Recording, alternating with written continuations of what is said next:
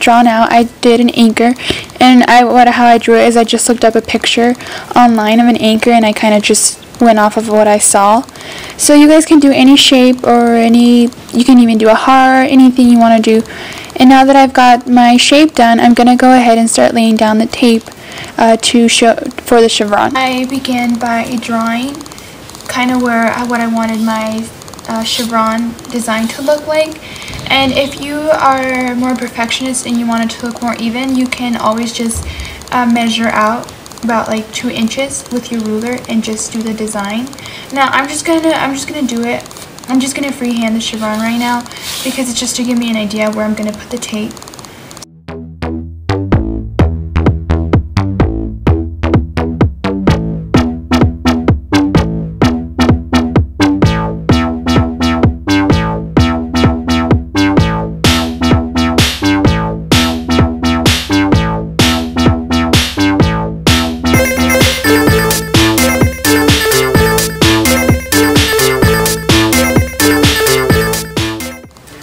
Okay guys, now that I finally am done with my chevron pattern, I'm gonna paint the anchor first because I'm gonna put glitter on it, so I want it to dry while I'm doing the rest of the chevron pattern.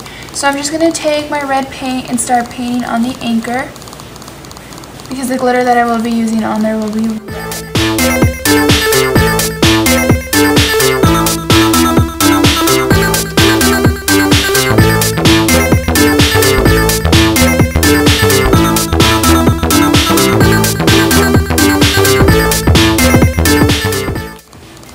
Alright guys, so now that I've got my first coat of paint, I'm just gonna go over it one more time so I make sure that the paint is wet when I go ahead and apply the glitter on here. So it looks like it's still wet and it hasn't dried yet. Now I'm just gonna take my glitter and sprinkle it all over. So once you've got the glitter on there and it seems like the glitter has stuck on because of the wet paint, what you want to do is just dump out the excess glitter onto a newspaper like mine.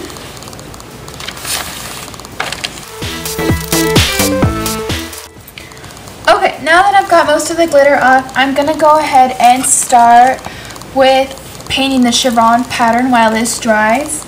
And the color that I'm going to use is a gold metallic color.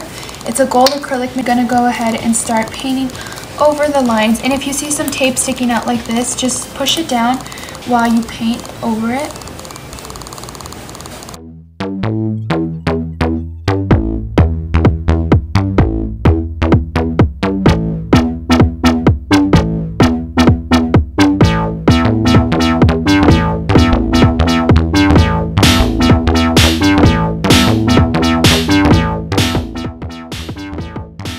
So first, you're going to turn over your canvas, and I already have a hole right here of where I started to put one. And these are the hooks that I'm going to use. They look like this, and you can find these at your local just grocery store. They sell them there. So I already have my hole there, and what you do is you just push down on it and you twist it in.